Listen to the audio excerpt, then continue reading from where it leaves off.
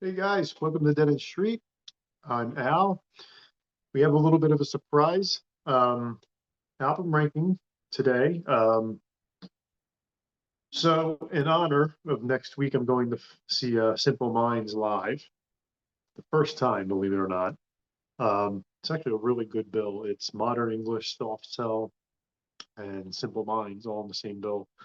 So it should be a lot of fun. And if you like simple modern English, you might want to check out the modern English album ranking we did not too long ago. I'll put a link for that in the description. Um, but yeah, Simple Minds, great post-punk new wave arena rock band from Scotland. Probably their biggest export, I'm thinking.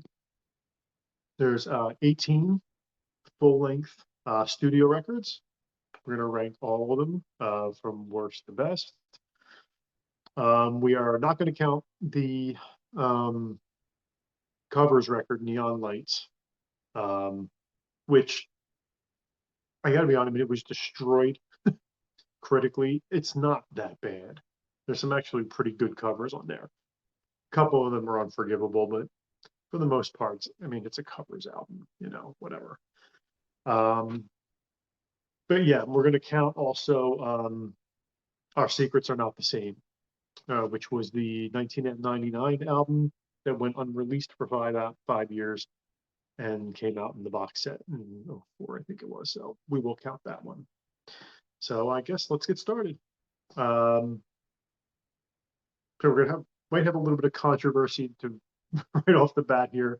Um, the hardcore faithful Simple Minds fans may not like this pick, but for me, number 18 is going to be Street Fighting Years from 1989. Um, this is just a record that I've never really connected with. Um, as I've stated before in other album rankings, I generally don't feel anything when listening to like political music, whether I agree with the politics or not. I just, for me, politics and music generally just don't mix for me. Um, a lot of times it kind of turns me off, believe it or not. Unless the songs are so good that they can overcome the preachiness, but that's not the case here on this record, I don't believe. It's a very mature record. It's a very polished record. Um, there's slide guitar on here, which is very strange for a Simple Minds record, which especially for Charlie Burchill. I think he's a much cooler guitarist than that. I think it's kind of very classic rocky. I'm not a big fan of slide guitar, very seldom, unless it's done very different. Um, this was released like 4 years after Once Upon a Time. And it seems like they kind of lost whatever momentum they worked so hard for to gain here in the States anyway. I know this record was massively popular in other places, basically other than here. I think it reached number 77 on the Billboard album charts as high as it got here in the States. And most of the time, I usually side with, you know, Europe and Australia, and when it comes to music and the charts and stuff like that. But for some reason, I think the States kind of got this one right. It's just not my favorite Simple Minds record. Number 17, I have Cry from 2002. This record caught a lot of grief from the critics upon release. And while it's not a essential Simple Minds release, I don't think it's anywhere near as bad as what the critics labeled it. It's just that I don't think that they capitalized on the momentum that they gained creatively on the previous two records, which we will get to later. It's just a pretty safe listen. It's a really easy listen, but I think that's generally the problem. There's just not much grit or friction or anything like that on the record. The two singles, Cry and Space Space, are pretty cool. Sleeping Girl was a solid track, but overall, I just think the record's okay. Number 16 is going to be Real Life from 1991. I feel this record is the first time in their career that Simple Minds were not ahead of the times, if, at least not even with the times. I just feel like while like their contemporaries like U2 and Depeche Mode were pushing the boundaries of what they would become musically, I just feel like Simple Minds were kind of setting it on cruise control in a way. Um, it's hard to come up with an opinion on it because I can't really connect too much with the record. The singles on there on the record are pretty well represented still in their set list today.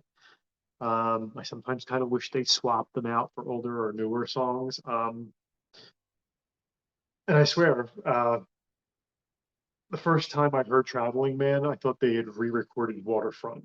It sounds just like Waterfront to me. For some reason, it's almost identical. And this is another record that's sold pretty much everywhere else but here in the States. Number 15 is going to be Good News from the Next World. Um, although this is not a great album, I feel it's far more interesting than its two predecessors. It has more grit to boot, I think. Night Music is a pretty cool song. I feel like this could have been the album they followed Once Upon a Time up with. I think musically, this was the next step. I think. I just think that Street Fighting Years and Real Life were not pushing the envelope enough for them. Um, I mean, they worked. The album's producer was Keith Forsey, was the guy who wrote "Don't You Forget About Me."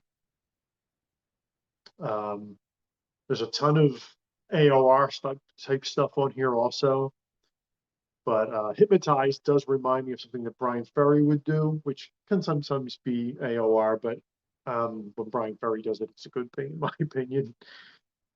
My Life is a decent track. Um, there's still too much slide guitar in here. I think I don't come to Charlie Birch Hill for slide guitar. I like when he's really using like textured playing and is more reserved and you know. So that kind of irks me. But considering it's 1995 here, I mean, at least they didn't do a grunge or Britpop record. So points for that, right? Number 14 is going to be Neopoulos from 1998. I know this record is not super highly regarded, but I think it's pretty good. Derek Forbes is back on bass, the original bass player, as is Peter Walsh on production duties, the guy who produced New Gold Dream. The songs Glitter Ball and Lightning are really good tracks. It's just a really good, solid production. It's really good. It's a solid production. Charlie is back to creating nice textured sounds again. After using more traditional classic rock sounds on some previous records. Um, Killing Andy Warhol is a very good song, and Androgyny was also pretty good for an instrumental. Number 13 is going to be Graffiti Soul from 2009. This record is the beginning of Simple Minds finding a comfortable road to travel in the 21st century anyway, it's definitely better than most of their recent recording up to leading up to Graffiti Soul. Stars Will Lead the Way has a very familiar Simple Minds feel and sound to it. Really nice guitar tone from Charlie. Heavy-handed production. I think it a little bit too much because there's a little bit too perfect sounding for me, but it's still a good record. Number 12 is Walk Between Worlds from 2018. These songs are very perfect. What I mean by that is that there's no real human imperfections to be found.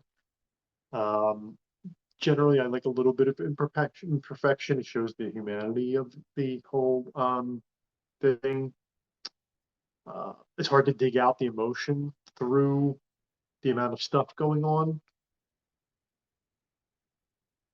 Um, I mean, it's in there, but there's a lot to sift through here on this record. Lots of electronic elements, but you know what? The songs are pretty good. Summer is a good song. It's a good standout, as is Silent Kiss. The album's a little busy sounding. It's a little too long for my liking, but for the most part, I think it's a good album. Number 11 is Big Music from 2014. Um, Again, these modern records, I think, are setting the band in a really good direction musically. I think they're comfortable, but I also think that they're pushing themselves. I don't think they've gotten too complacent as I think they did in maybe the 90s and the early 2000s. Um, the opening track, Blindfolded, is really cool. It really sets the table for the record nicely. Broken Glass Park stands out because of its good tempo switch up. Because there's a lot of like mid tempo stuff, but that one changes up a little bit. Spirited Away has a great mood and energy. Um, and that I think is easily my favorite track on the record. Number 10 is Direction of the Heart from 2022, their most recent record. I think this is a very good modern take on the Simple Minds sound and Simple Minds songwriting. These are unmistakably Charlie and Jim songs without sounding dated. I think there's a good modern sound without trying to sound like they're trying to be, making hit songs in 2022. First You Jump and Solstice Kiss could have been on any of the mid to late 80s Simple Minds records, I think, and would have sounded just as fresh. Um, and I think they sound fresh now. I would have preferred the production style on the record to be a little bit more organic.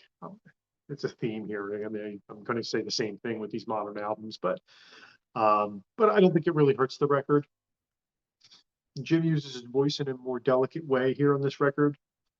He doesn't do much of the soaring type vocals that he, has become known for.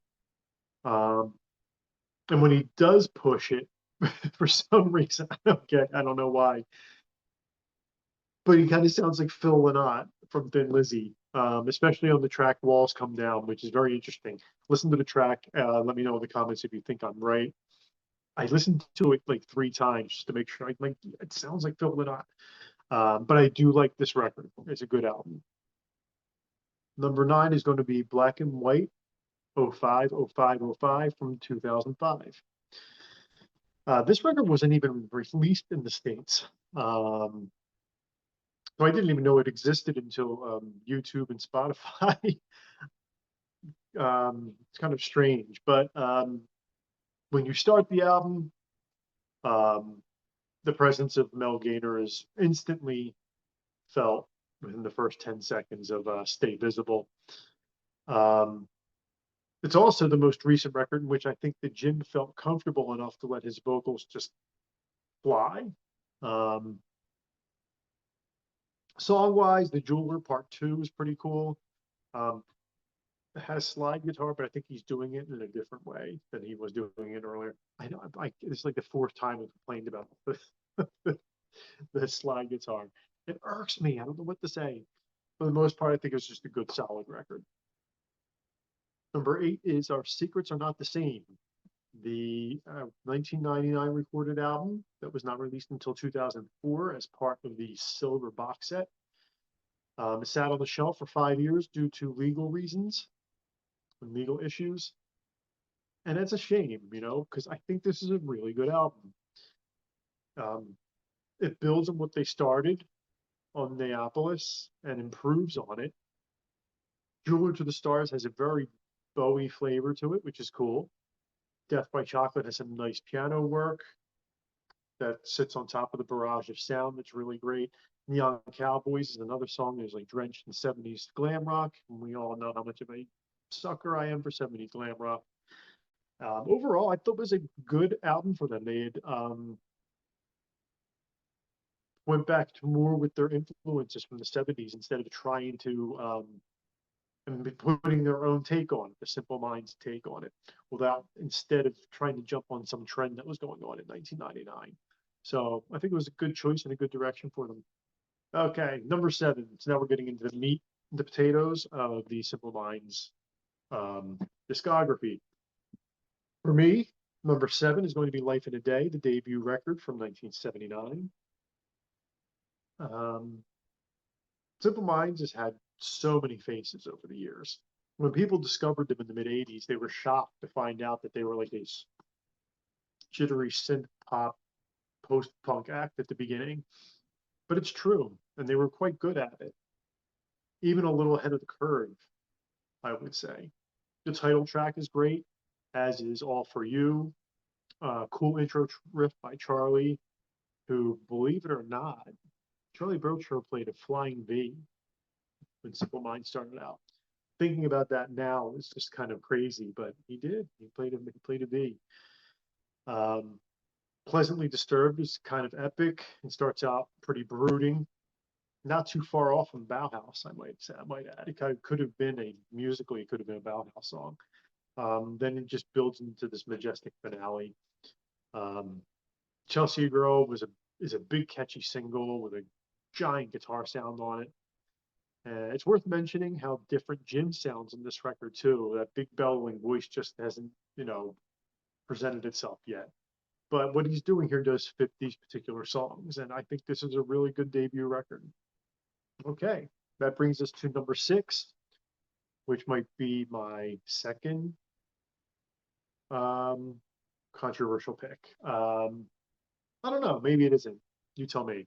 I think number 6 is Once Upon a Time from 1985, the massive breakthrough album here in the States, and basically sold millions upon millions worldwide. Um, I'm not sure if this is controversial to Simple Minds Nation, but it's just, I just, maybe this is just how many good records Simple Minds has, that the number 6 record is this good. Um, I don't think it's their most exciting work. I think it's really great. I think it's, listenable, and I think it took them flying into the mainstream and, made sure that they were going to have a lifetime career. Either way, it's a very tight, very produced, very shiny mid 80s record. I do believe it sounds more dated, I think, than some of the earlier records do. The title track is a great opener. Um, that's followed by All the Things She Said, which is a really cool song that is unfairly um, tied to a terrible video for all of eternity. Um, I love Simple Minds, but that video is just one of those horribly 80s things that it's just hard to sit through. Of course, there's Sanctify Yourself, which is a massive anthem, and Alive and Kicking, which is one of the best all-time show closers. And also, most people believe that Don't You Forget About Me was on this record. It's not. It was only put on there when the CDs were pressed and some, um, you know, extended versions of the record were put out, um, late pressings of the CD. But on the original release, it's not on there. But look, Once Upon a Time is big, loud, and fun, and I love it. I just think that there's 5 more Simple Minds albums that are better. Number 5 is going to be Sparkle in the Rain from 1984. It's hard to think of another time where a replacement drummer comes in and completely and utterly changes the course of a band's musical journey, and in turn, kind of their identity. Um, when Mel Gaynor joined, it really kind of forced the band to kind of write in a different way. I mean, you had this weapon back there who mashed the drums and beat them so hard, and to not use that in your songs, especially in the mid 80s when everything needed to be big and huge, which just would have seemed like a massive misuse talent.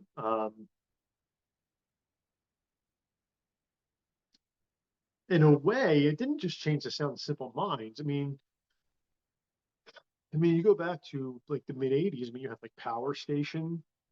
Um, I think Big Country was doing it, but Big Country might have been like maybe a little bit before, like a year or so before. Um, and then when especially when something cool comes out, you always have like the copycats and like so like after this came out, you had like the Glass Tigers of the world coming out. Who were basically copying the sound of this record, but doing it in a very, I guess, less cool way. Um, I think, like I said, I think Big Country was doing something similar at the time, both, with the whole Celtic background. Um, but I don't think that was as arena ready as Sparkle in the Rain. I think Sparkle in the Rain is the first arena rock Simple Minds album. And they managed to do it in a not cheesy way. And I think that's why it sounds um, fresh to this day. I mean, yes, when you're listening to it, it does obviously sound like '84 or whatever, and it does bring back those nostalgic memories. But the songs hold up, man. They're just really good, giant '80s songs. Number 4 is Reel to Reel Cacophony, the second record from 1979. I know that most people think that this record's a little bit um, too experimental for most people, but I think that's why I like it so much. I love that kind of stuff. The title track is really cool. Citizen is really cool. Carnival has some really wonky stuff going on in it. Kind of fits in with that Bowie, Iggy Berlin vibe that I think they were actually kind of going for. Cacophony is a great piece of post-punk perfection. That could have fit in right on one of the first two Banshees records. Premonition is killer. That's a great track. And I think that's actually the first song where I think that Jim really starts to sound like Jim. And that has a monster bass riff from the great Derek Forbes on there. And again, a great riff by Charlie Burchill. Changeling is another one of the first great Simple Minds classics. It's a total beast of a track. Um, I really liked Calling Your Name. There's not one bad track on this record.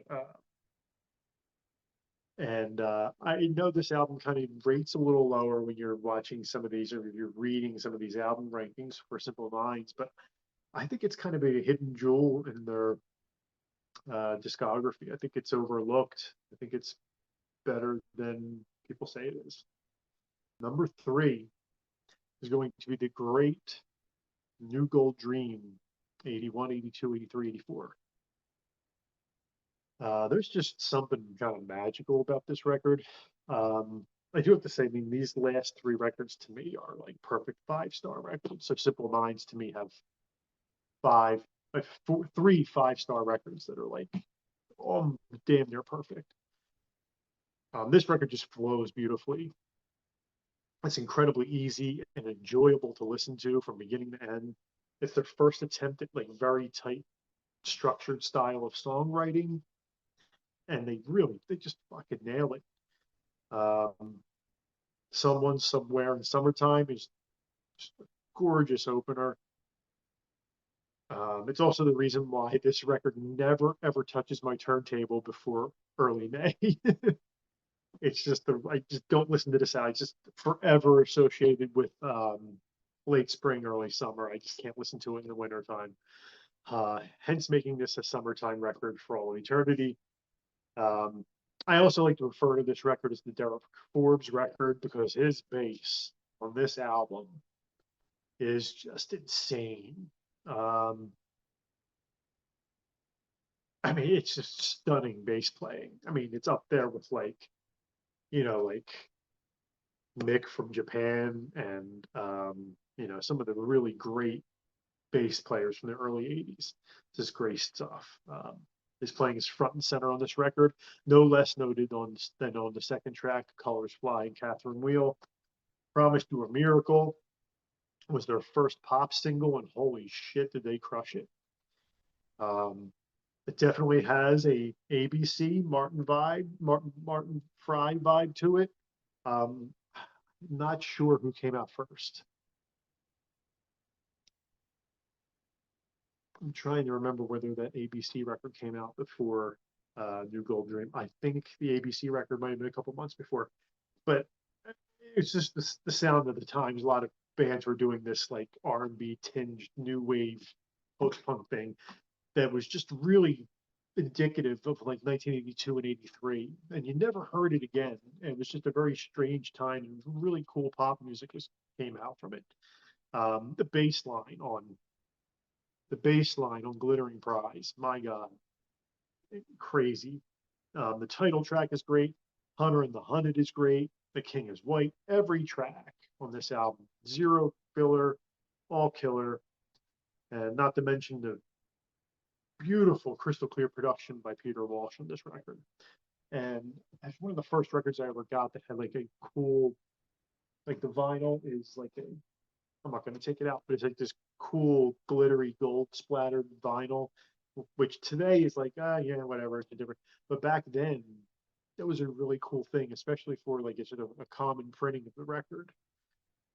Usually you had to go out and buy that particular version, but that was the version that was released. So pretty cool. New Gold Dream, number 3.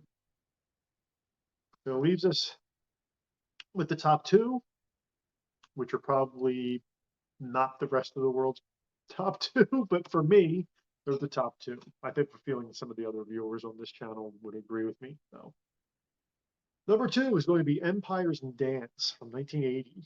Um, this is just a genuinely great post-punk record, and there's not a bad track on it. The record opens with the awesome I Travel, which is like this great killer post-punk disco track. Uh, kind of actually reminds me of Killing Joke in a way. Then there's one of my favorite Simple Minds tracks called I Died Again Today, which is, uh, I'm sure, inspired in some way by Joy Division. It has a brutal chorus, really good stuff. Celebrate is another dance floor masher, sticks in your head all day. Uh, the Fear of God is phenomenal. And from what I understand, they're playing it on this tour, which is awesome. God, I hope they play it when I see them. What an imposing bass and drum group in that song, man. So cool. Capital City uh, has quite a little bit, another one of those songs with a Berlin Bowie feel to it. Its descending electric piano is just really hypnotizing. Constant and open line reminds me of something like early Wire would do. So cool. And for people who don't know this early Simple Mind stuff, it's not that weird to mention Simple Minds and Wire, you know, in these circles here. I mean, they were actually that cool and that cutting edge at the beginning. Um, the rhythm section of Derek Forbes and Brian McGee are just so incredibly tight on this record. So good. 30 frames a second has another sinister bass line. It's just another really great track when it's played live. Just a great record. Five-star record easily for Empires and Dance. Which leads me to my number 1, which is going to be Sons in Fascination, Sister Feelings Call from 1981. Okay, so it's a really weird story for me with this record. So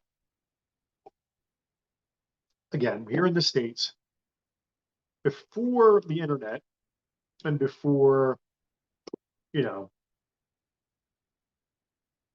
YouTube or anything like that, you would go to the record store, you would look up, you go to the card for that band, and if that record was in there, you bought it. Awesome, cool.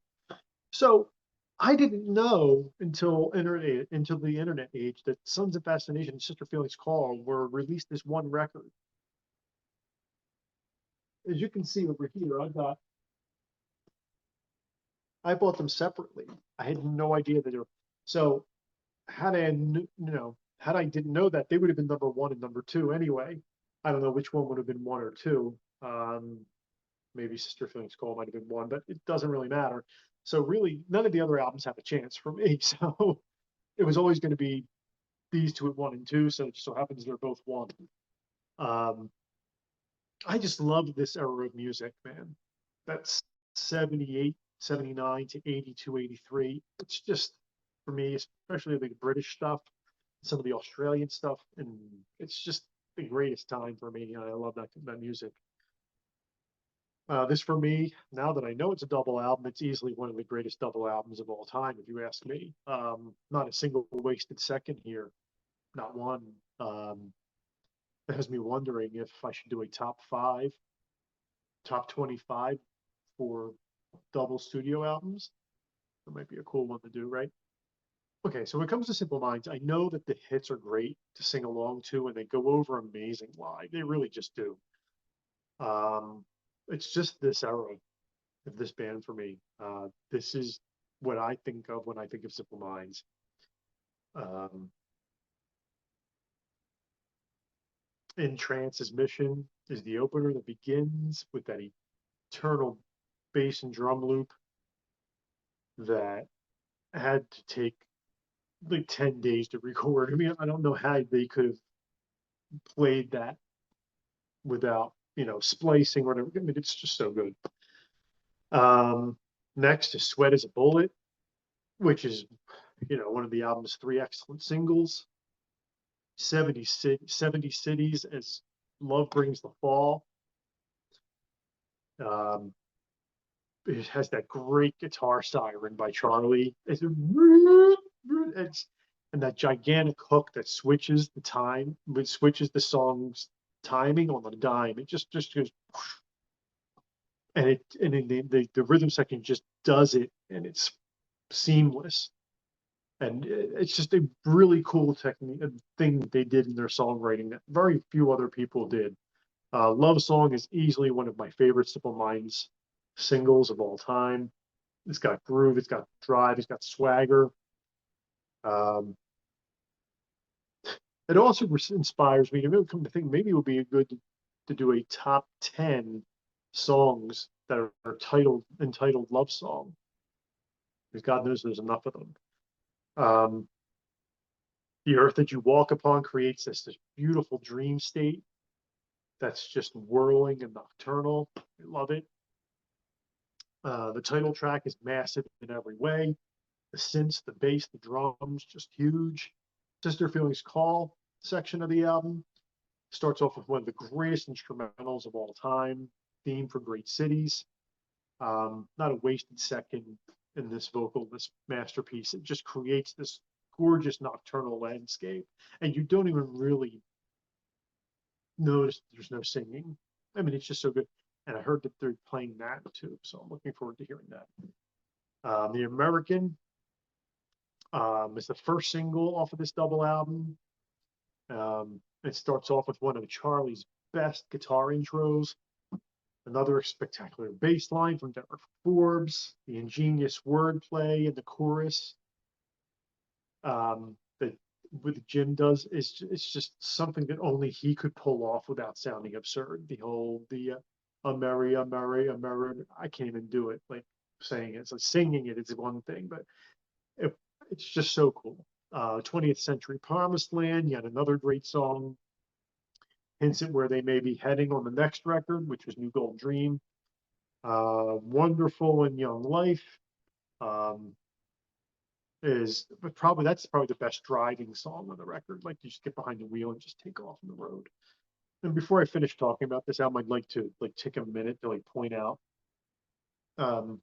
Jim Kerr's lyrical prowess, especially in these early days. I mean, he kind of